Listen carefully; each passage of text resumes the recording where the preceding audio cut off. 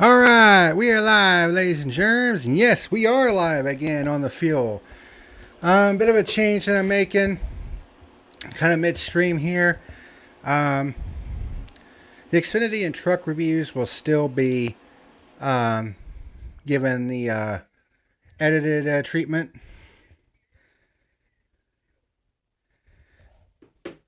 But the Cup Series reviews from this point forward will be back to being live streams, and all videos will be on Sundays. Back on Sundays once again, instead of Wednesdays, because that's just, honestly, that's just way too late for NASCAR reviews. It's kind of a dumb decision on my part, but we're moving it back to Sundays from this point forward. So, and the Cup Series reviews are going to be live once again. So, basically, I've had, well, I basically had to get everything ready again and redone and stuff. I've basically simplified things as far as how the look of it and stuff is going to be. So, there you go. Without further ado, let's do an intro.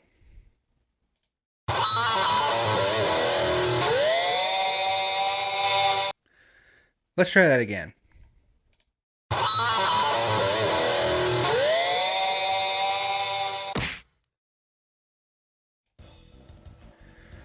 What's happening, ladies and germs? This is the Packer Man, and welcome to tonight's edition of The Fuel.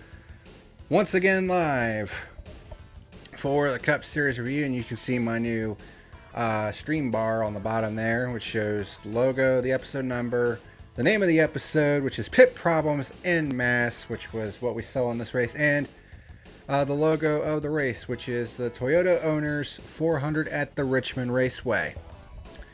So, what did I personally think of this race? It's actually not bad.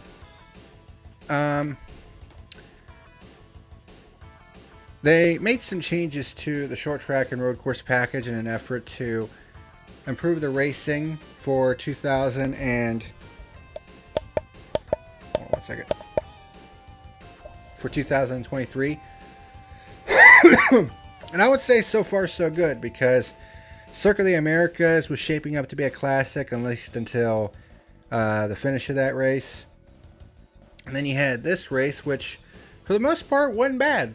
It really wasn't. I mean, there were some lulls here and there during the race, particularly in the third stage of the race, but for the most part, it was a pretty enjoyable race for the most part. Certainly better than most of the shit shows that we've seen so far this year.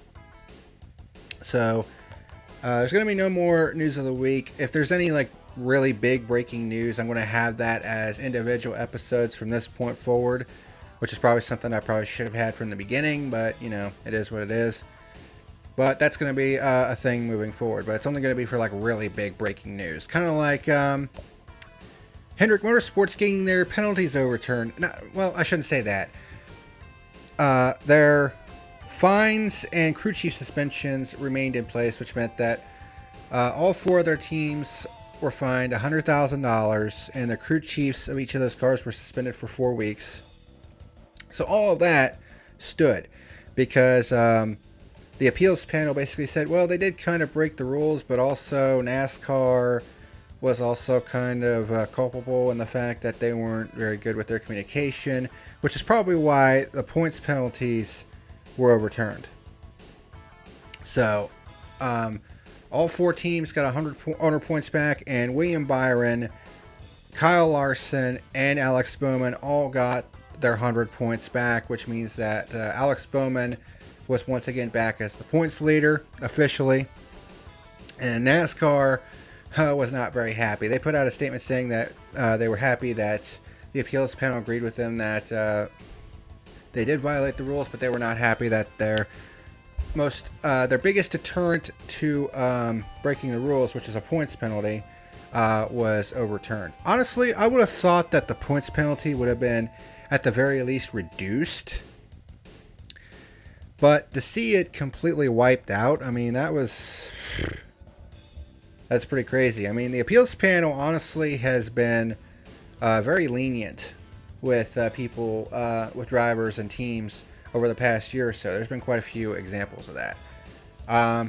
But next up on On the appeals docket will be Justin Haley in the number 31 team, which got bopped for the same thing that Hendrick Motorsports did, which was the hood louvers.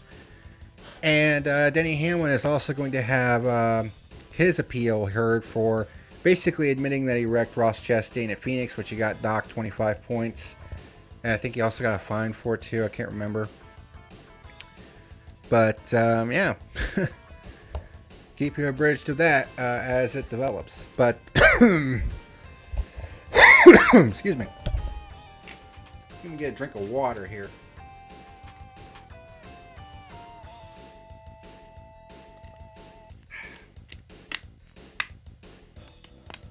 Spring water. But anyways, let's go ahead and get into the review itself. So, 2023 Toyota Owners 400 race notes. There was no qualifying because of weather, and they also had no practice. So, they, of course, would have a competition caution on lap 30. Alex Bowman, based on the metric that they have for qualifying, starts from the pole, for rainouts. He starts from the pole. Kyle Busch, who started second, led the first lap, but Bowman took the lead back, so we had our first pure lead change on lap 2. So yes, we're back to the detailed reviews for the live reviews. Busch pushes up into Chastain off turn 4, but hangs on, and so does Chastain. Byron gets to the outside of Bowman for the race lead, and we have our second pure lead change on lap 10. The two teams that were basically the dominant forces of the day were Hendrick Motorsports and Joe Gibbs Racing.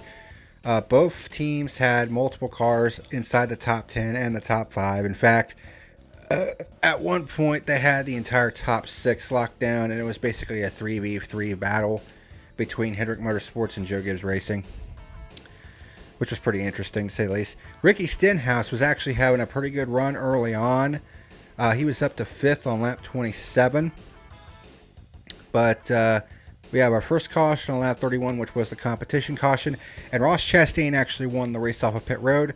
And it was during this round of stops when Stenhouse had to put it behind the wall because, and they actually showed this a little bit later on in the broadcast, his right rear brake was spraying brake fluid. Because when they took the wheel off and they were messing with the brake, all of a sudden you see this geyser of fluid come out of the rotor, and it's like, ooh, that's not good. Because there was some smoke coming out of the right rear quarter panel. As it turned out, he was leaking brake fluids, so that was not good. So that pretty much ended his day for the most part. I mean, he came back out and was running laps, but he was 15 laps down. I mean, the race was pretty much over for him, but they went back out there and ran some laps. Try to salvage the day as best they could. It's a bit of a shame because he was actually running pretty good. I mean, I know I've been hard on Stenhouse at times, but I mean, I'll give credit where credit is due, and he was actually running pretty good. He's actually been pretty decent this year. And that's all you can really say at this point. Chastain leads on the restart, and then we saw Daniel Suarez's Quaker State car this week, and I gotta say, that car was nice looking. Like, I really love the color scheme.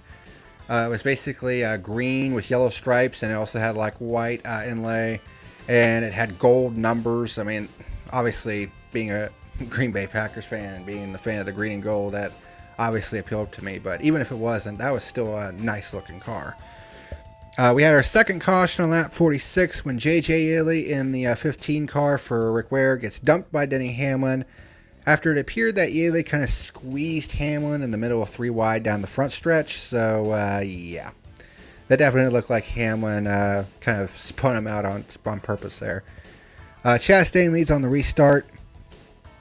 Larson dive bombs Chastain on the restart, which allows Byron to get by as well. So Byron takes over the lead. Lots of 3 wide in the mid-pack, and William Byron wins stage number 1. And then he also wins the race off pit road on the ensuing pit stop, so he will lead the start of stage 2. Larson and Chastain battle for second. We had 3 wide racing again in the mid-pack. Logano gets by Harvick for 4th, and then we have our third caution on lap 95 when Josh Berry gets hit from behind by Ryan Blaney coming off of turn 4. It looked like he kind of checked up a little bit, and Blaney had the run and kind of got into Berry a little bit. So yeah, we'll be getting back to Josh Berry here in a little bit for a good reason. So Byron wins the race off pit road, so he leads on the restart. Larson starts challenging Byron for the lead a ways after the restart. And we have our third pure lead change on lap 124 when Larson gets by Byron. Yeah, Hendrick Motorsports was leading quite a bit in this race.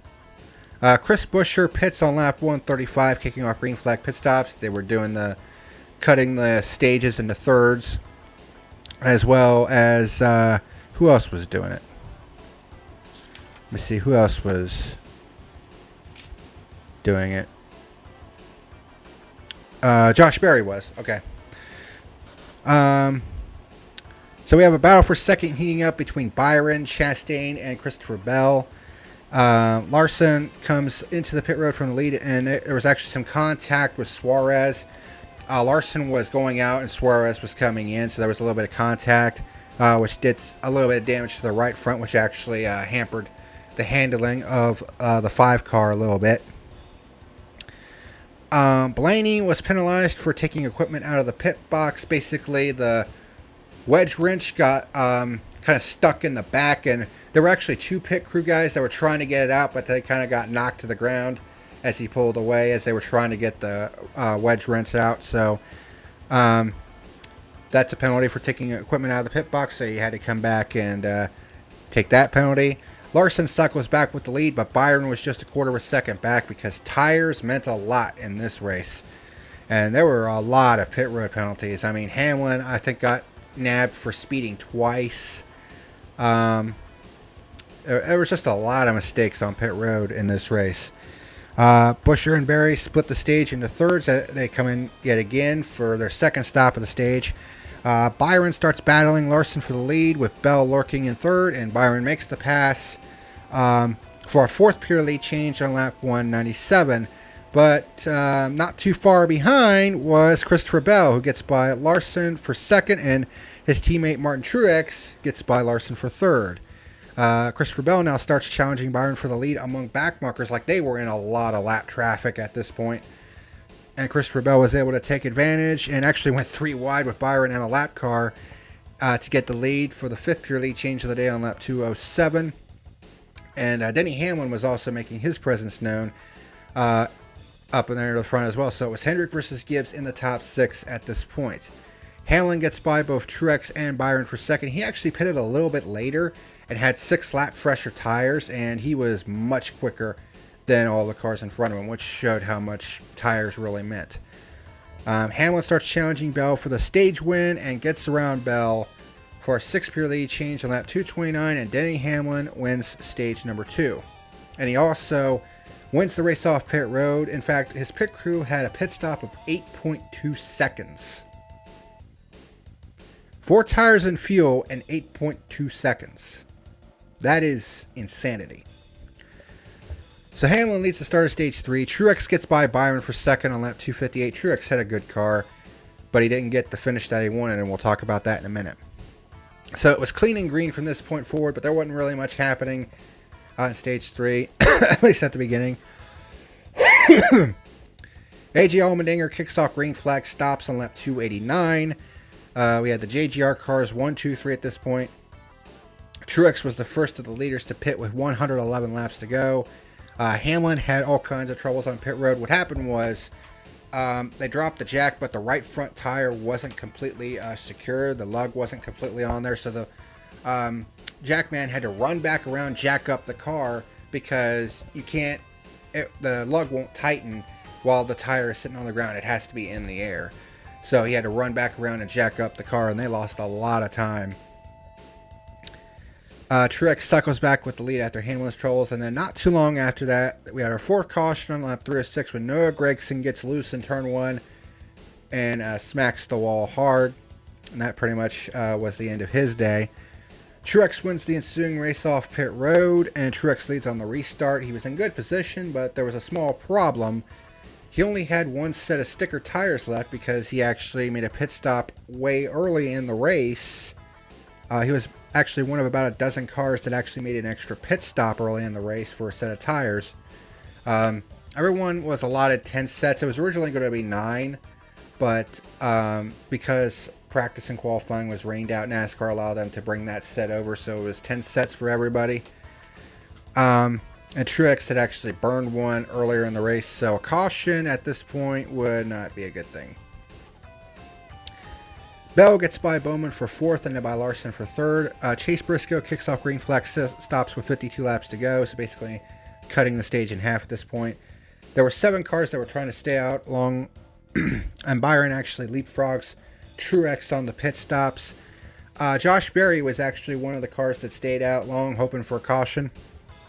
Byron gets by Berry for the lead as he was trying to stretch the tires. Truex starts challenging Byron for the race lead. But then we have our 5th caution on lap 373 when Tyler Reddick gets loose underneath of Kevin Harvick and spins in turn 2. And that was the last thing that Truex wanted, because everybody was going to come in for their last set of sticker tires, and the only thing he had left were 6-lap scuffs. Yeah, not good.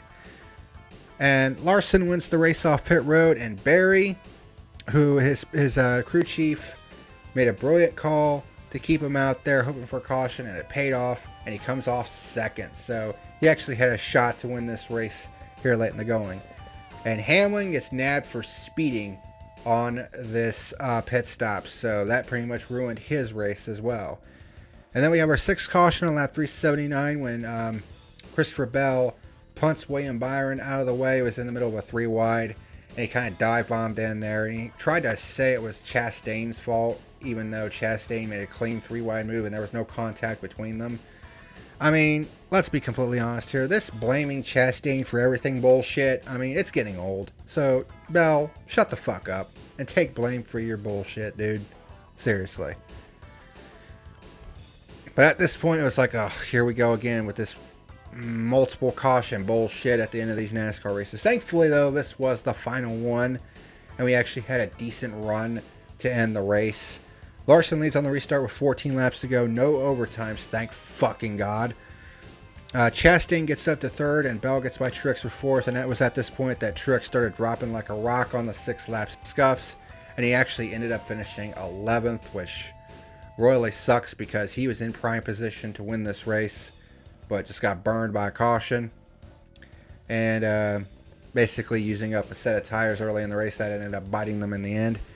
And Kyle Larson gets the win at Richmond. There were a couple of cases this year where Larson probably should have won, but got screwed by late race cautions. Not this time. And he gets a well-deserved win at Richmond. But shout out to Josh Berry in the super sub role for Chase Elliott, who's still recovering from his broken leg. And he ends up finishing second. His career best Cup Series finish in a super sub role. Don't be the least bit surprised if there are some Cup teams that are knocking on Josh Berry's door before the year's out. So, yeah. And performances like this, they're going to get some Cup teams' attention. For sure. But overall, this was not a bad race whatsoever. I mean, there were some parts that there was a bit of a lull. But, I mean, the tire strategies and the fact that you actually needed to drive the damn cars for once with the shorter rear blade and having tire fall off, I mean, it actually made for an interesting race for the most part. So, not too much to complain about today. Probably could have done without the 2 late race cautions, because, I mean, if we had that long green flag run to end the race, I think it would have been a lot better off. Because it was looking really interesting between Byron and Truex. But let's get into some race stats, and this is a little bit different. Simplify things, not do any like fancy shit and editing and all that other stuff. But we had 22 lead changes overall in this race, which is pretty good. 6 pure lead changes, 6 caution flags. There were 3,816 green flag passes, which averages out to 11 per green flag wrap, which is pretty good for a short track. William Byron led the most laps with 117 laps. And here's another stat that I'm going to include.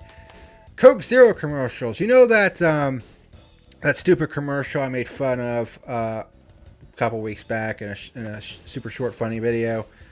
Well, I'm going to be keeping track of how many of those we see during the race. Last week during COTA, there were 7 Coke Zero commercials where it goes, I need to try it first. Yeah. This week there were 6. Yeah. Pretty freaking irritating commercial, to say the least. So, race results. Kyle Larson with the win. Josh Berry actually started 30th and ended up 2nd, so good run for him. Ross Chastain, top 3 finish. Christopher Bell finishing 4th after starting 21st. Kevin Harvick with a top 5 run. Michael McDowell, very quiet. Didn't really talk about him all that much, but ended up with a 6th place finish. Joey Logano 7th. Alex Bowman 8th. Ty Gibbs with his 3rd consecutive top 10, which is pretty good considering that he's a rookie. And Brad Keselowski with a top 10 finish himself. And like I said, Truex ended up finishing 11th after having to be stuck on the 6-lap scuffs at the end, which really cost him. So point standings after 7 races of 36.